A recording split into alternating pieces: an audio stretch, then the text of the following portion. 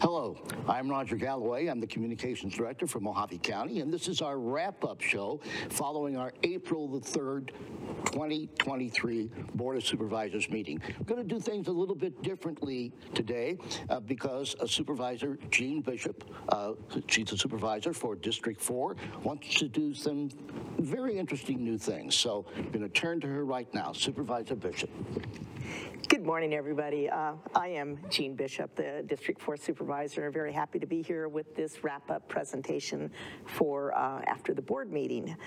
So I have with me here today Miss Jenny Anderson. She's our clerk of the board and also the president of the Arizona Clerks Association. So the reason I'm here today is to kind of wrap up the board meeting yesterday, but I'm going to do it in kind of a different way like Roger alluded to. I want to bring to you a presentation that was given by Nathan McDaniels, our IT director, and kind of expand on what that means and how it can be helpful to the community rather than to depend on wrap-up videos from each supervisor to tell you what they thought was important during the agenda meeting. We're going to kind of show you how you can take things that you think might be important to your area or to your family and go to the board meeting, be able to fast forward to that item and watch the video and hear exactly how we made the decision and how our vote went. So that's our intent today. So the video presentation that Nathan gave was about the online meeting portal.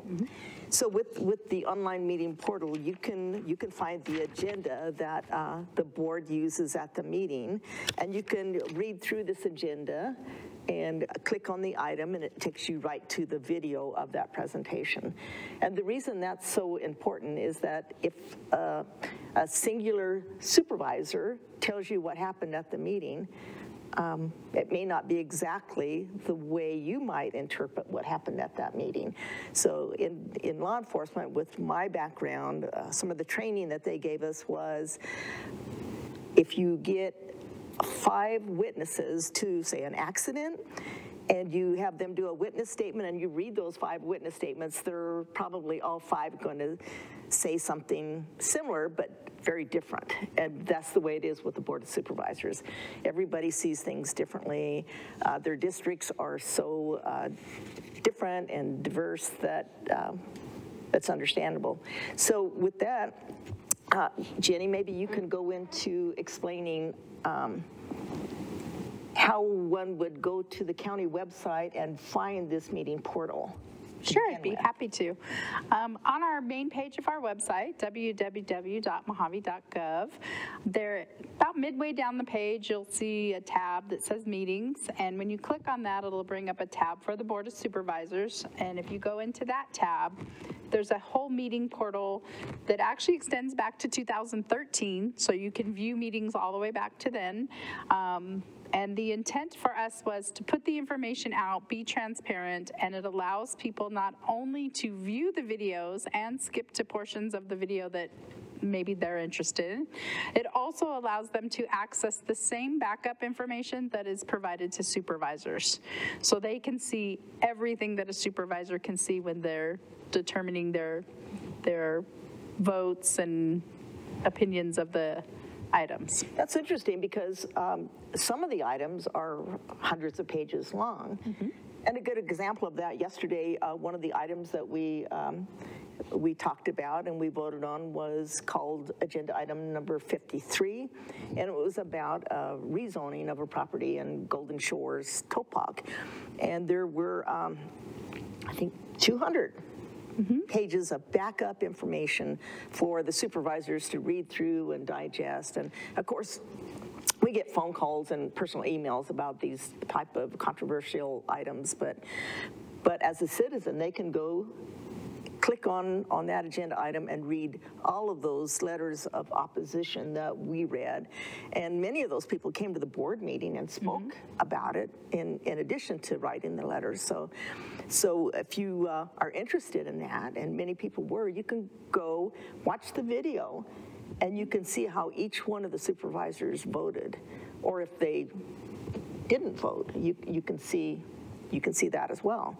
So. Correct. And we do post the agenda and the backup to the public at the same time we give it to the supervisors, and that's 1 week prior to the meeting.